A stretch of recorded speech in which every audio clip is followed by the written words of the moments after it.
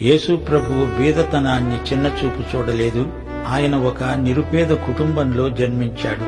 నక్కలకు బొరియలున్నాయి, ఆకాశ పక్షులకు గూళ్లు ఉన్నాయి, గాని నాకు తలవాల్చుకోవడానికి స్థలం లేదు అన్నాడు యేసు ప్రభువు.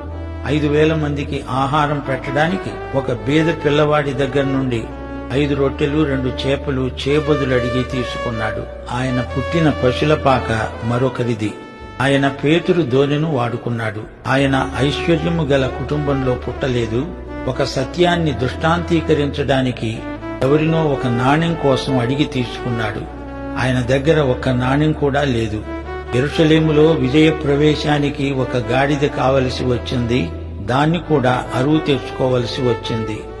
చివరికి ఆయన చనిపోవటానికి కూడా బరబ్బా కోసం తయారై ఉన్న సిలువను ఆయన వాడుకున్నాడు.